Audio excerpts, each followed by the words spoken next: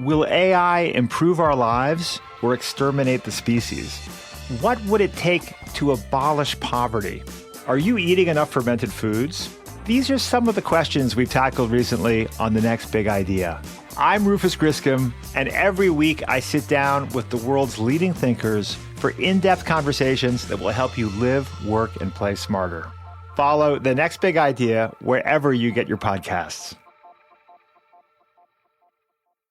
From LinkedIn News, I'm Jessie Hempel, host of the Hello Monday podcast.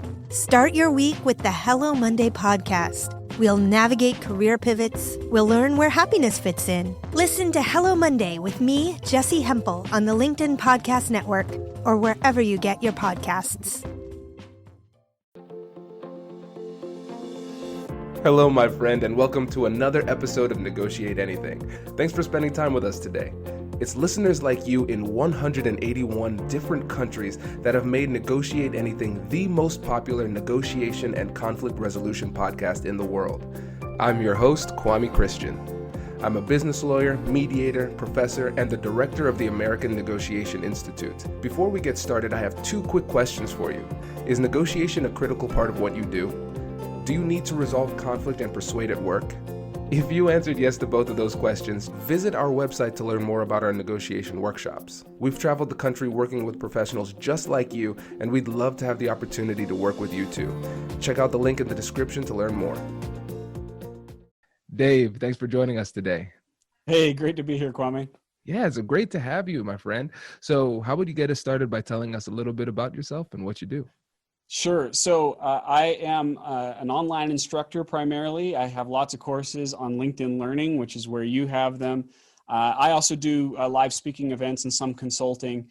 And, you know, through the years, there's been an evolution in my career where now I am focusing on productive leadership, meaning I'm helping leaders become more productive and I'm helping people do leadership in the most productive way.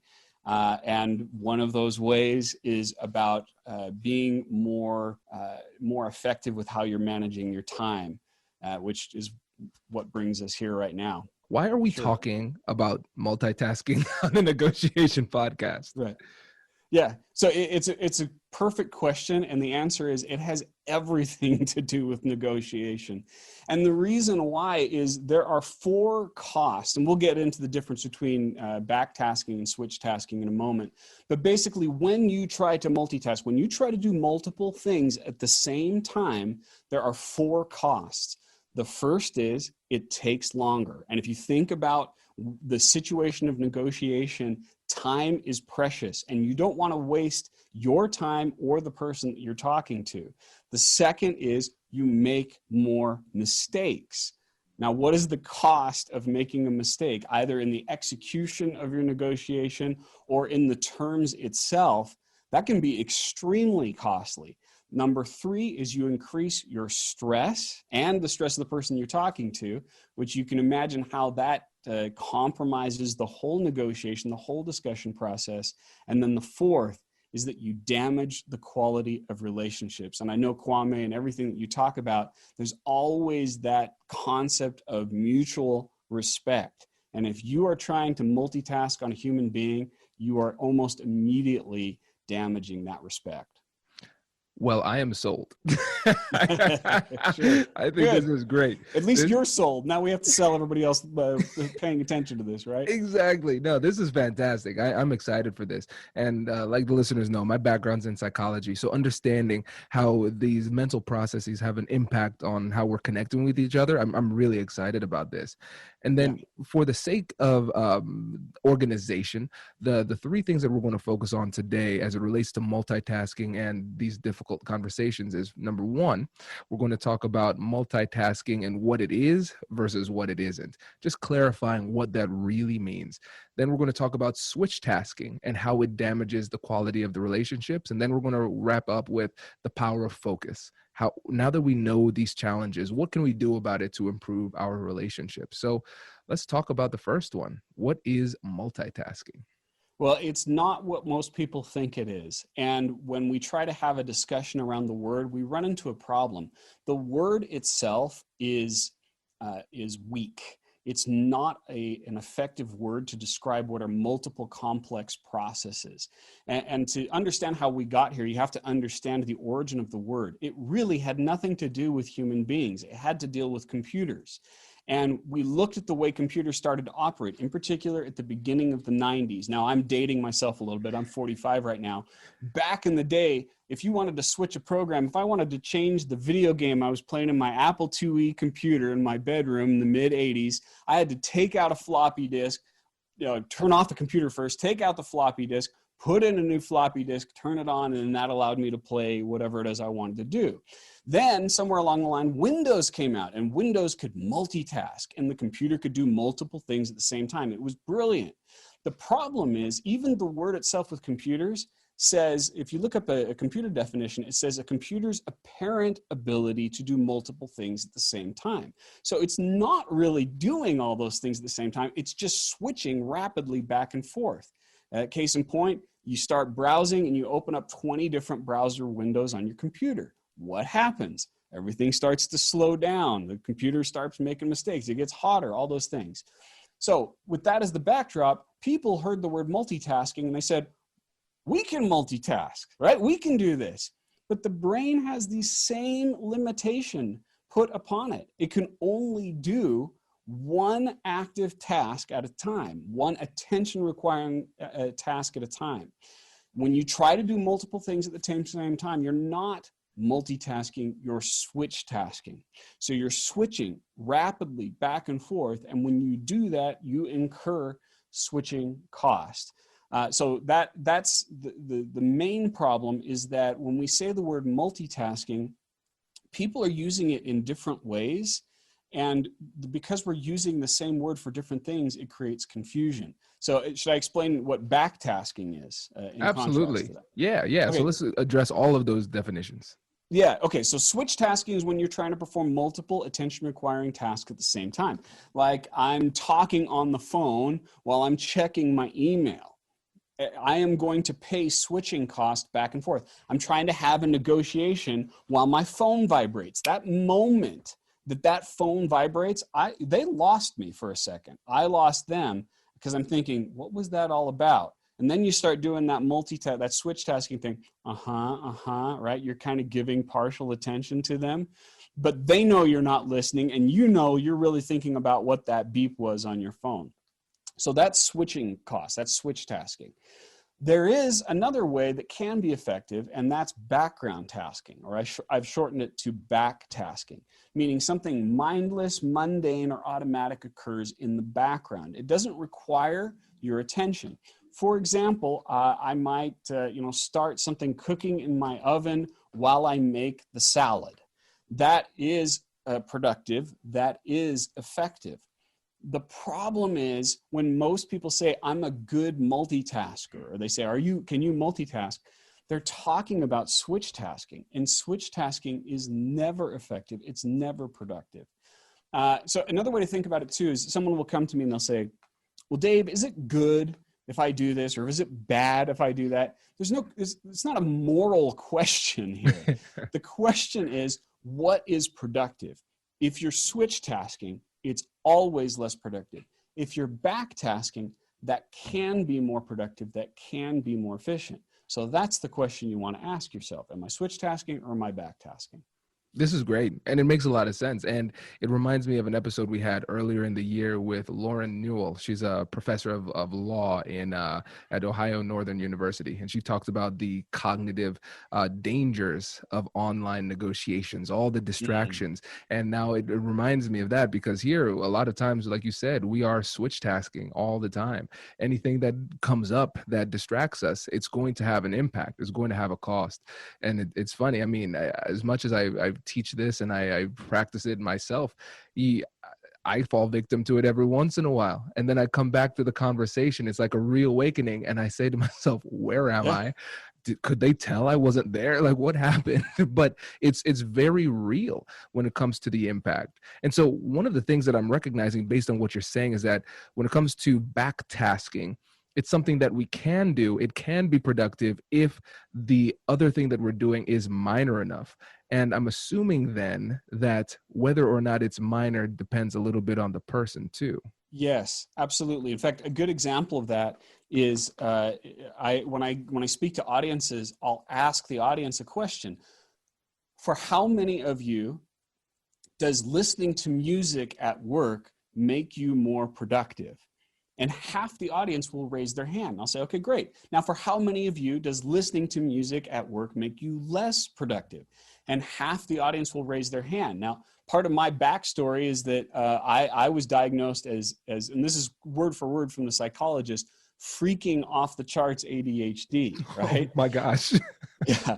So when I'm talking about focus, this is something that I've intimately dealt with my entire life. One of those being career focused. Now, I've been focused on my career for quite a while, but back in the day, I was trying to be a rock star. I had a band. My wife supported me while we were, on the road and stuff like that. And so for me, when I hear music, I don't hear music. I hear chord progression. I hear lyrics. I hear structure. I hear melody. So it causes me to switch task, as it does for many people. But for some, it's nice. It kind of creates that background noise. So that to me illustrates that question that we can ask ourselves. Is this helping me be more productive, or is this getting in the way? That is the deciding line between switch tasking and back tasking. Does your company invest in professional development training? If you believe that your team would benefit from a negotiation workshop, all you need to do is go to our website, fill out the workshop request form, and then we'll set up a time to chat. These workshops are completely customizable, and we've done them all around the country. Negotiation and conflict resolution skills are beneficial across all professions, but they're especially useful in procurement, purchasing, sales, sourcing, and contract management. Our calendar is filling up quickly, and we even have some workshops scheduled for next year. If you think you might want one, I'd suggest reaching out soon so you don't miss out. Check out the link in the description to learn more. And now, back to the show. Brace the rudders! Raise the sails! Raise the sails! Captain, an unidentified ship is approaching. Over. Roger. Wait, is that an enterprise sales solution?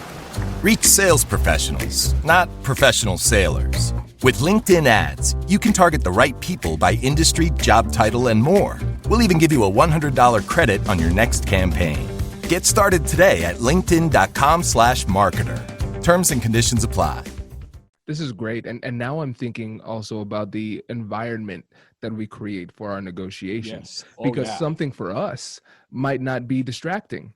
It might just add to the ambiance, but we can still focus. But we don't recognize that it could have an impact that's negative on the other people around us in these negotiations.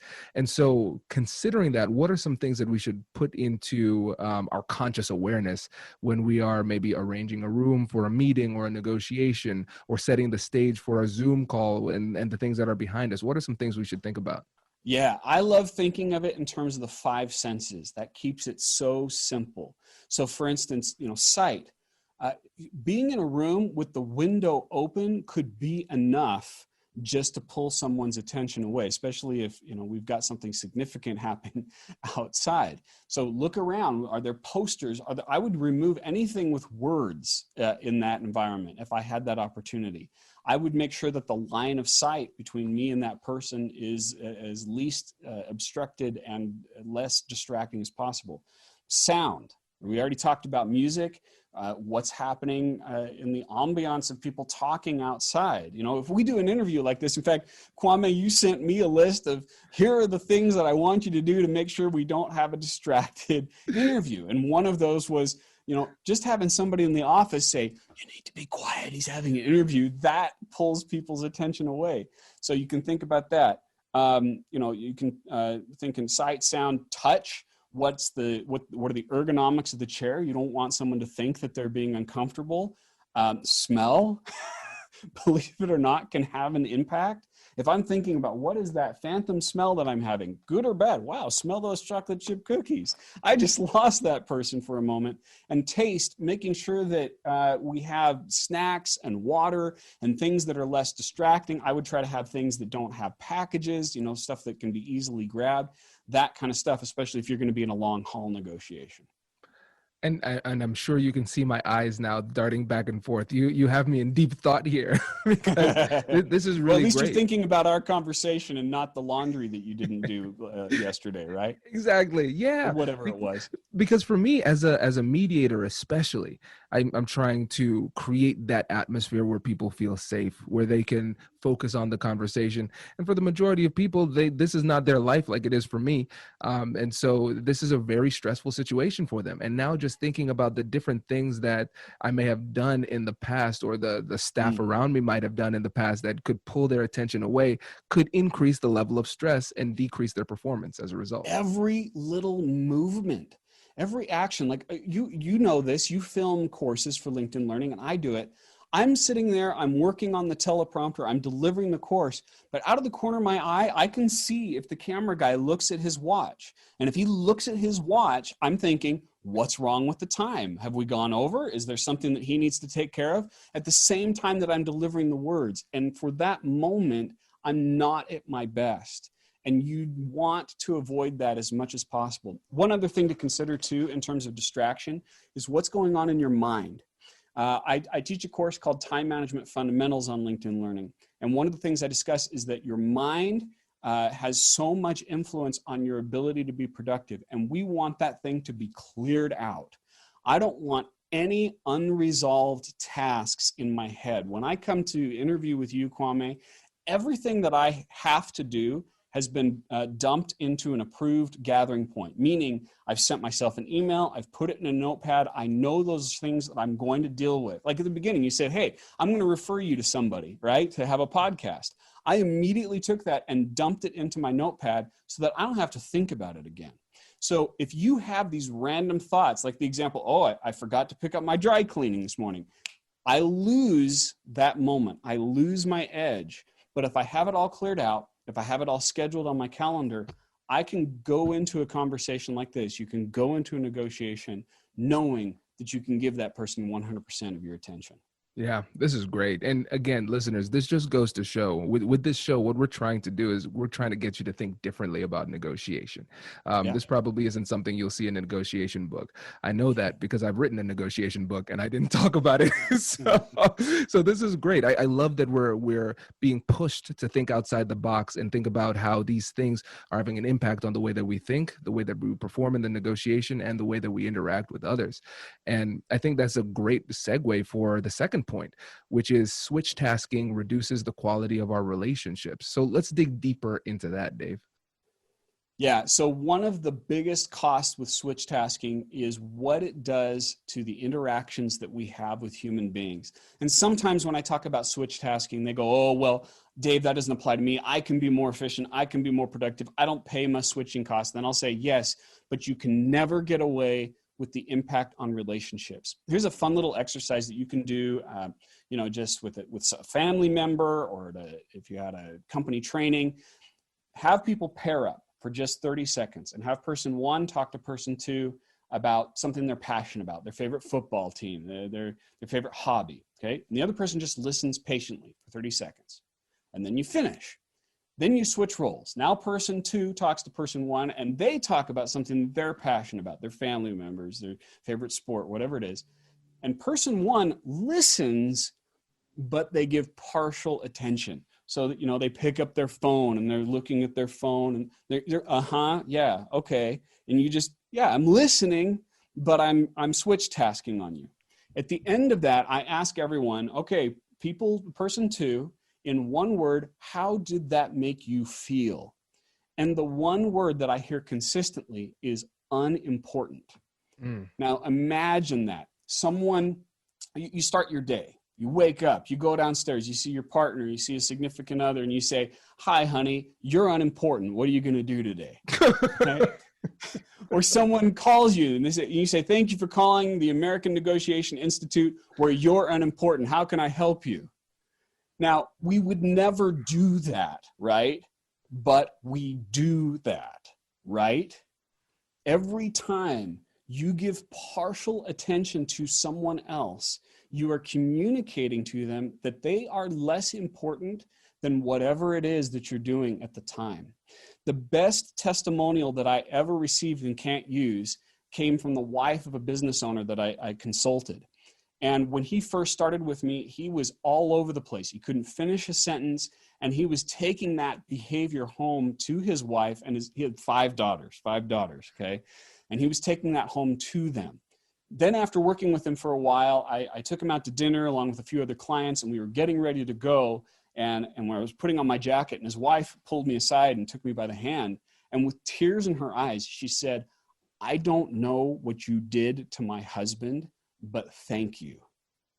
That is the power. On the flip side, if we become people who give others our full attention, that is a powerful statement. And if you're negotiating with people, if you really communicate to them, you're the most important person in the room, in my life at this moment, that is so critical to effective negotiation. That's great. And I think, again, this is a perfect opportunity to segue into that final point, which is learning how to give people the full attention, our full attention. And I think that example that you just gave was really powerful. So simple, but so powerful. What other tips do you have for us when it comes to increasing our level of focus and really investing into the relationships through that focus? Yeah, I think it begins by establishing boundaries. I believe boundaries are a good word. Sometimes people feel that they're going to take freedom away, but they don't. They're like the rules of the road. I can drive from Salt Lake City to New York because there are rules of the road, because I know that, in most cases, everyone else on the road is going to follow those rules, and that gives me the freedom to make that kind of journey. So when you think about what you want to accomplish in terms of negotiation, in terms of your career, you got to ask yourself, what are the rules that I'm going to establish myself to be as successful as possible? And part of that success is saying other people matter. So I have to create boundaries that say, you know what, here's a simple one. Get in the habit of, rather than having an open door policy or allowing yourself to be contacted at all times, have a closed door, open calendar policy, which says, here are the blocks of time when I'm going to focus on you 100%. Feel free to block yourself in, just like I blocked myself in with you, Kwame, for this interview. It wasn't like you said, you know what, I'm going to allow other people to send me text messages or emails during this time. That's ridiculous that you would do that in a podcast. Yet why can't we do that in a conversation with a family member, in a negotiation, with a conversation with our coworkers? And we say, during this time, you're the most important thing. I'm going to turn my phone on do not disturb. I'm going to turn all those notifications off. Then when I'm done, this is also part of it, have buffer time on the other side of it. So if you know you're going to be in a meeting for an hour, give yourself 15 minutes afterward or something like that, that says, then I'm going to give myself permission to get caught up. What that does is it allows you to feel relaxed in the conversation, to know that, you know what, I am going to have a time to deal with this, and this is when I'm going to do it. In fact, that reminds me of another principle that's really important, which is the culture of now versus the culture of when. Do we have a moment to share that with you? Absolutely, yeah. Okay, so the culture of now is what we live. It is the idea that if I have a question, I want to send you a text message and I'm going to get an answer now. And if I send you a text message and you don't answer it, Kwame, what am I going to do? I'm going to send you an email. And if you don't answer the email, then what am I going to do? I'm going to give you a call. And then if you don't answer that call, I'm going to send you another text message. And it just goes on. And the more channels of communication that we have, it just gets worse. So what we have to do is instead establish expectations with other people and establish expectations with ourselves and say, rather than now, I'm going to default to when.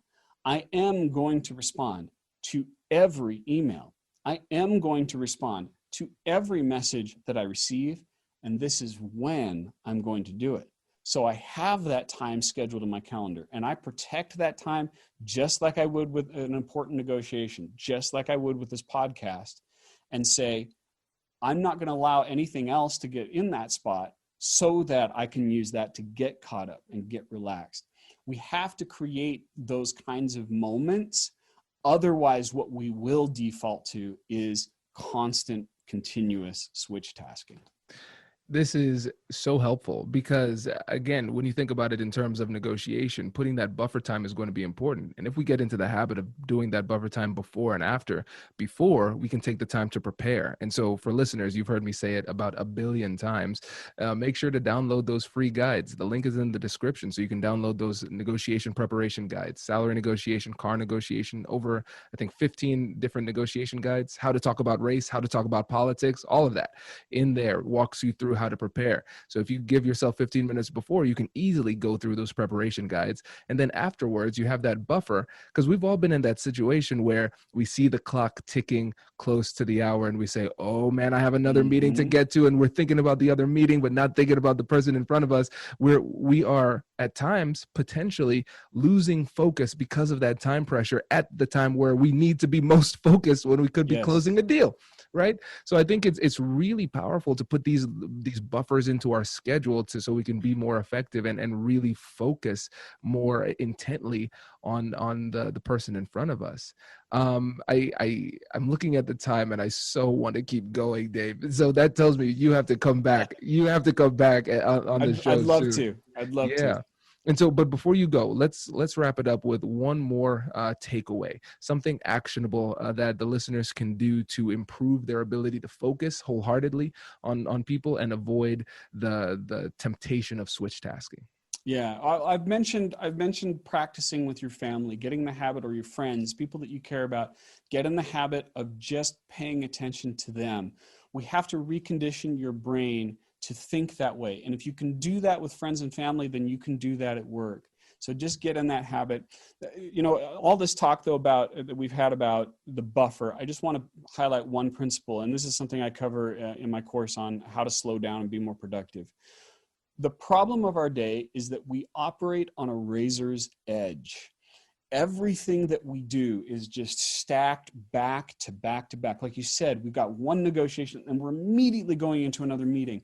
We answer one email and we immediately jump into the other email. And we're conditioning our brain to just walk this line that's just so tight and it's so dangerous. And more often than not, we get cut on it because we run long, we make a mistake, and then we have to make up. So just the simplest thing that you can do, it's so easy to do, but it's more difficult than it sounds, is just take a minute break. Just set the timer for 60 seconds. I don't want you to meditate. Don't focus on your breathing. Don't do anything. Just set the timer for 60 seconds and let it be. And what that does, you'll realize, first of all, something, that 60 seconds in our year that we're living in right now seems like forever. I ask people on a scale of 1 to 10, how long did that feel? Most people, they're somewhere around a 7 to an 8. Think about that. 60 seconds now feels like an eternity. If you get in the habit of just being for 60 seconds and then go on to the next thing, you start to communicate to your brain, I do have control. I don't have to operate on this razor's edge. And it's okay if I don't constantly stimulate my brain by picking up the phone and going to the next thing. This is great. I feel like this was a personal therapy session, Dave. I'll send you my bill. Congratulations, you've just joined an elite club. By listening to a full episode, you're now officially on the Negotiate Anything team. So welcome aboard. What most team members do is they subscribe to the podcast because that allows them to automatically get the latest episodes of the show. The best things in life lie on the other side of difficult conversations. Keep learning, keep practicing, and keep getting better. Your relationships will improve, your career will soar, and you'll have the confidence you need to get the most out of these crucial conversations. Again, thank you for joining the team. We're excited to have you, and I will see you in the next episode. I'll catch you later.